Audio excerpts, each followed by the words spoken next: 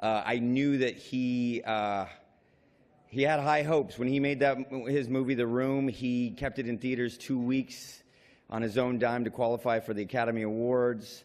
I knew, he had really high hopes for his movie, so here we are, 15 years later, and I just thought it would be a nice moment to have him up there. And I'll just say that while they were announcing the nominees, my brother whispered to me that if he won, I was going to go on stage with him, and I said, no, I'm not. And he said, yes, you are. And then he dragged me up there, and that's what happened. Well, in our movie, the kind of final moment is when Tommy goes up and everyone's cheering at the end of the film, and he says, I couldn't have done this without Greg, and I really couldn't have done this without my brother. So that's why I brought him up. Oh, it's the best. You can talk about it.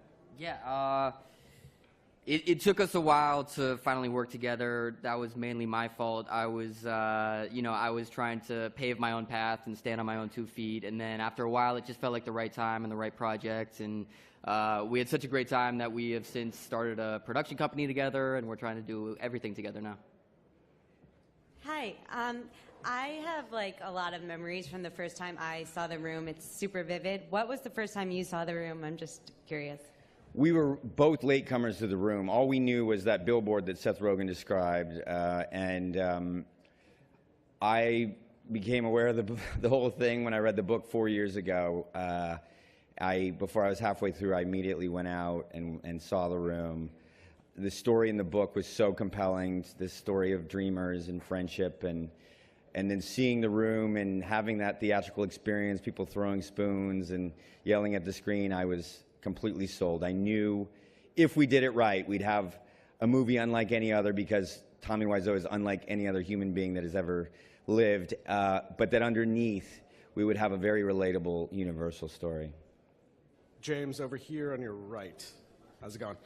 Oprah's speech was certainly one of the big highlights, I think, of the night. It swept online. Everybody's talking about it. I'm wondering, as being in the room for both of you guys, what was it like in there in the room? What were your thoughts on what she said?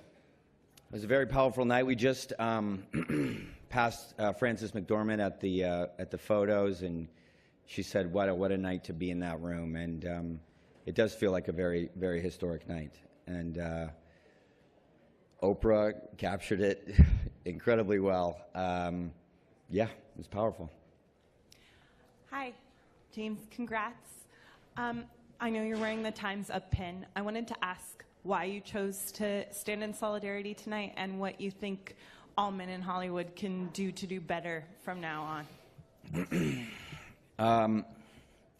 I guess I believe, and it also, I was asked this question a lot too when I did the film Milk, and I always said, whenever any group, and this was around the time of Proposition 8 too, when we did Milk, anytime any group is treated differently, or given less rights, or less equality than any other, it's everyone's responsibility to stand up and make change, and so that's why I'm wearing the pin.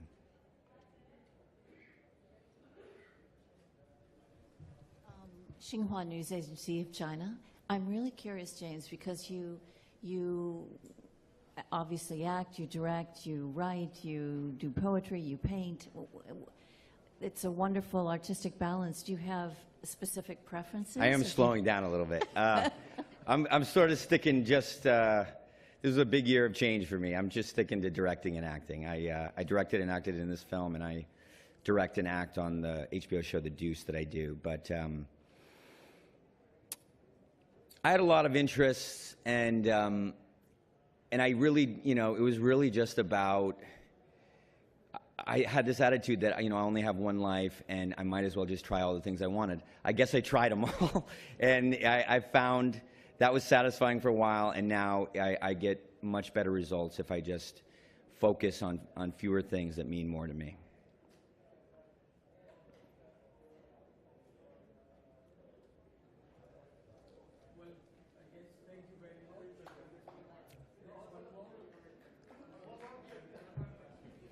Hello, how you doing, sir? James.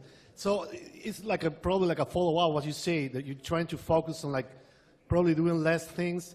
I mean, you're very popular as an actor in like different countries in the world, I'm from Latin America, but as a director, it's been more complicated for you, of course. And I was reading that you have like plenty of movies as a director, but this one is extremely funny and it's been very well received.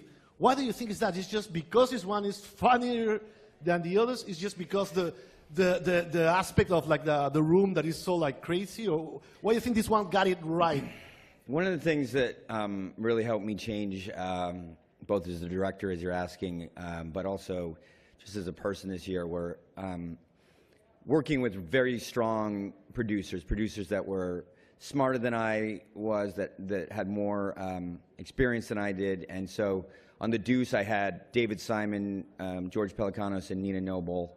I directed 2 of the 8 episodes, and I having to work for them and work with such incredible material, but also to sort of answer to them, really taught me a lot about how to be basically be focused. And the same thing on The Disaster Artist. I asked my old friend Seth Rogen and his company Point Grey to produce it, and they just plain were, they just knew how to do it a little better than I did. I knew that the story had so much potential. It had enough weirdness to appeal to my sensibility, but that I knew if I got them on board that they would give it the best chance to kind of get to a bigger audience, and they really helped me there. Thank you. All right, is that it? Thank you.